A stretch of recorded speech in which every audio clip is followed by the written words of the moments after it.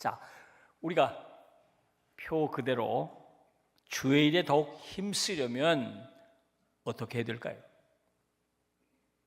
자, 우선 주의 일이 뭔지 알아야 하지 않겠습니까? 주의 일이 뭔지를 좀 잘 알아야 하겠습니다. 성경을 종합해 보면 주의 일을 크게 세 가지로 구분해서 살펴볼 수 있겠습니다. 첫째, 의외로 주의 일은 믿는 것이다. 요한복음 6장 29절을 보면 예수님께서 이렇게 말씀하셨습니다. 예수께서 대답하여 이르시되 하나님께서 보내신 이를 믿는 것이 하나님의 일이니라. 제자들이 막 무슨 일을 좀 해보겠다고 막 나설 때 주님께서 의외로 말씀하셨어요. 주의 일은 하나님을 믿는 것이다. 하나님을 믿는 것, 잘 믿는 것, 그게 주의 일이라고 말씀하고 있습니다.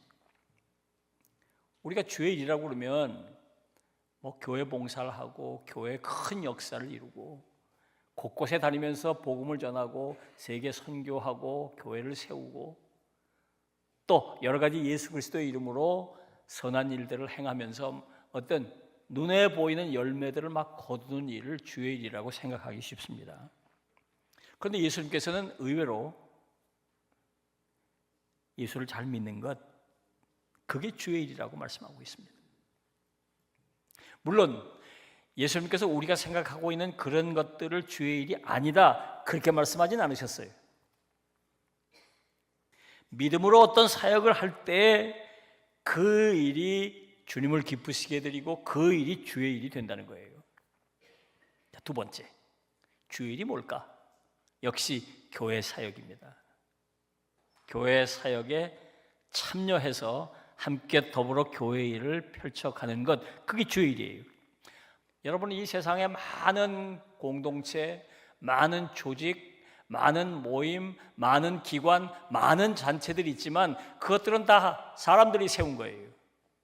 오직 유일하게 교회만 하나님이 세우셨다. 그리고 예루살렘 교회가 세워진 뒤부터 주의 일은 주로 교회를 통해서 이루어지기 시작했습니다. 하나님께서 이 땅에 하나님의 나라 일을 하기 위해서 교회를 세우셨기 때문이죠. 오늘도 주의 일은 대부분 교회를 통해서 이루어지는 것입니다.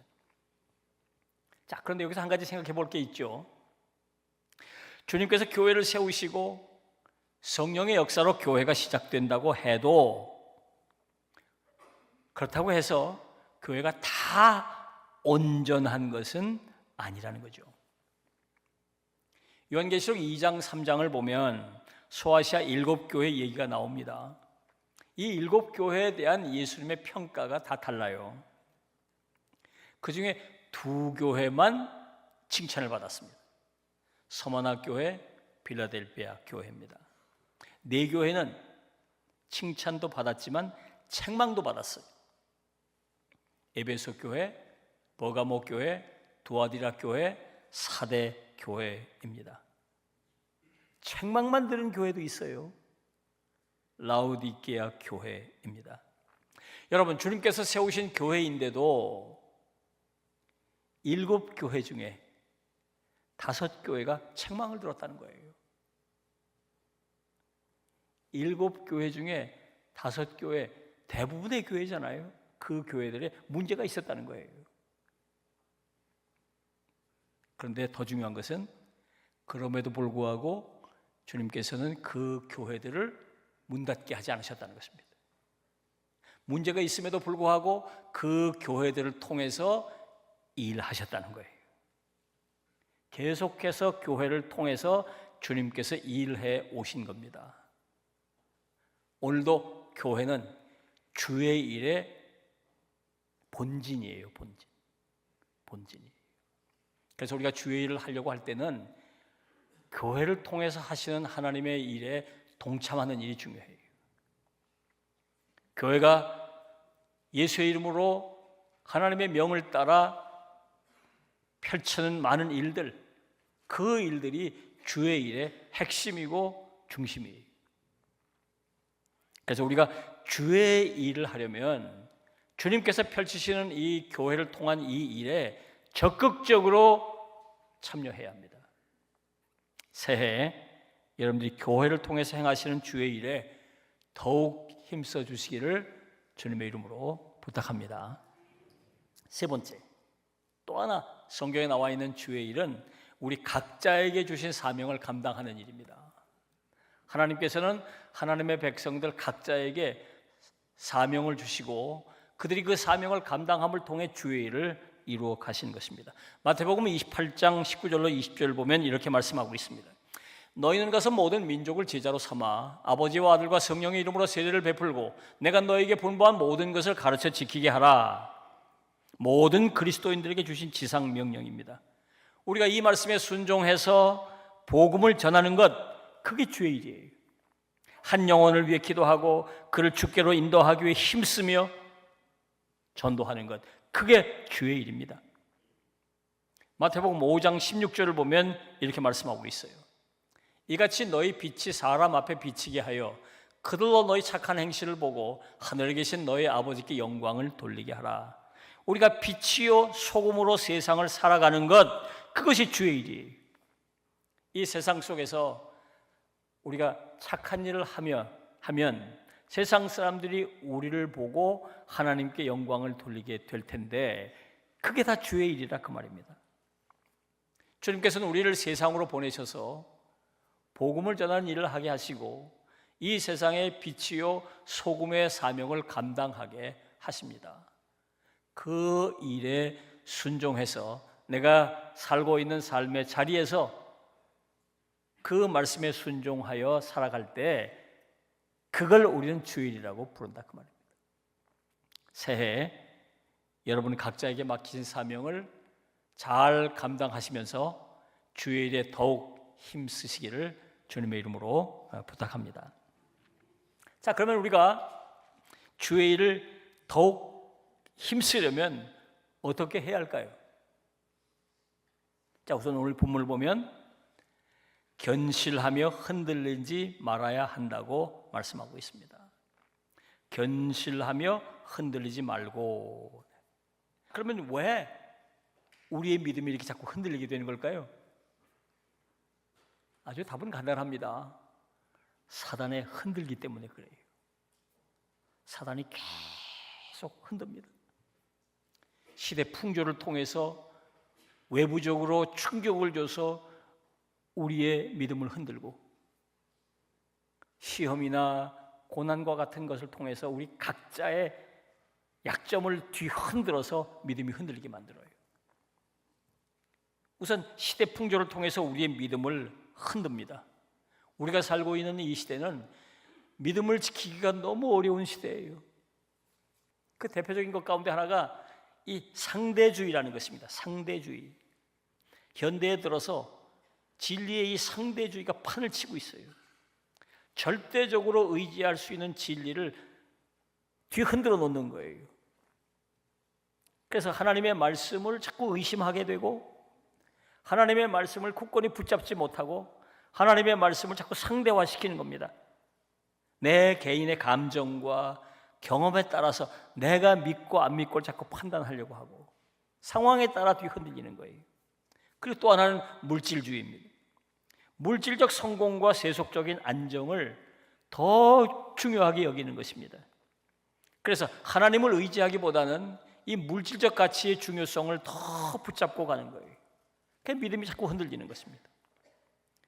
그리고 최근에 이 디지털 문화가 우리의 믿음을 뒤흔들어 놓는 겁니다. 이 디지털 미디어와 SNS 같은 이런 것들이 우리의 시간을 잡아먹어요. 하나님의 말씀을 읽고 명상하고 기도하는 시간들을 그냥 다 빼앗아가 버립니다.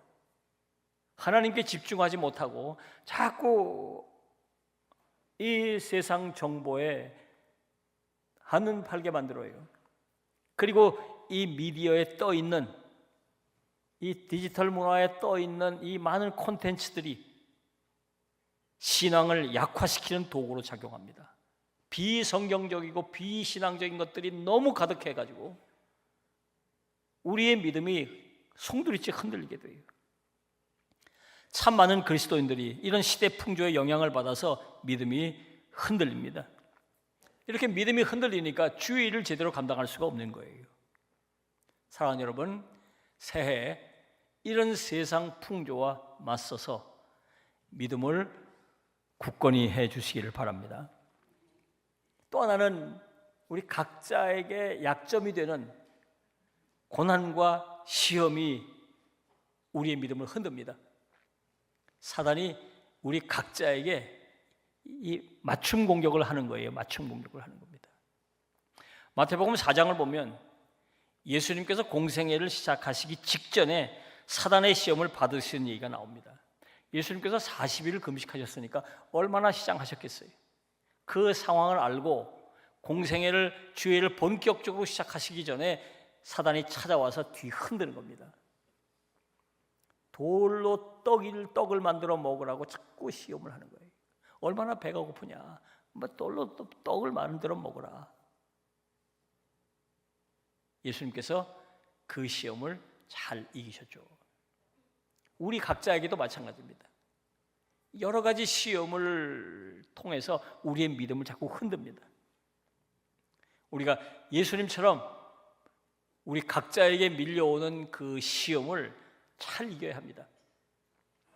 왜 하필이면 나에게 이런 고난이 다가오는가? 내가 그동안 하나님 앞에 어떻게 했는데 하나님이 나한테 이럴 수 있는가? 하나님이 살아계시다면 왜 내가 이런 고난을 겪는데 보고만 계시는가? 믿음이 흔들린단 말입니다. 이 믿음이 흔들리는 것을 잘 견디고 이겨내야 합니다.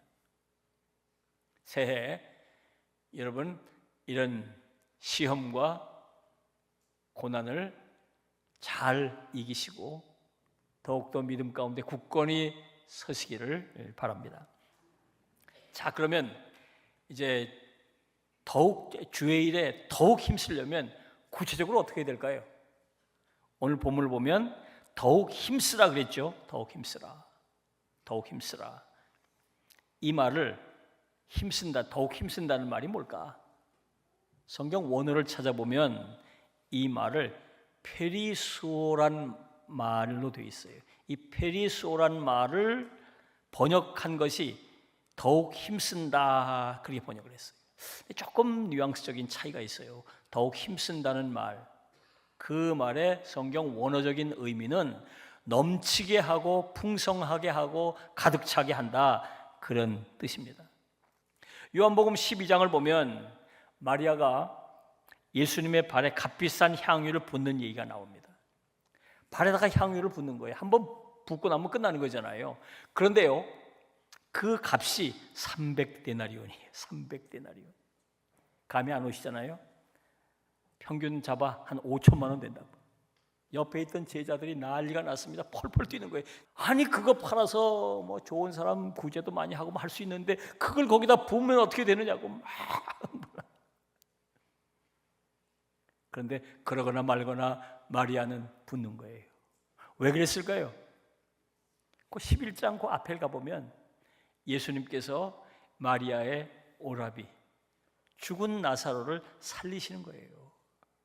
오라비, 자기 오라비를, 죽었던 오라비를 살려주셨으니 아니 그까지 향유가 문제겠어요? 그 사랑에 감사해서 뭘 못하겠어요? 뭘 못하겠어요? 이게 바로 더욱 힘쓰는 것이에요. 넘치게 하는 것이다. 넘치게 하는 것이다. 여러분, 금년도 우리 교회 표를 주의 일에 더욱 힘쓰게 하소서라고 정했습니다. 여러분, 주님께서 내게 베푸신 은혜를 기억하십시오. 내게 베푸신 사랑을 기억하십시오. 감사한 마음, 감격한 마음으로 그 사랑, 내가 뭘 못하겠는가, 그런 마음으로 금년 한 해 주를 위해 주의 일에 더욱 힘쓰시기를 다시 한번 주의 이름으로 축원합니다. 기도하겠습니다. 주신 말씀을 생각하면서 하나님 앞에 다짐과 결단의 기도를 드리겠습니다. 다 같이 기도하겠습니다.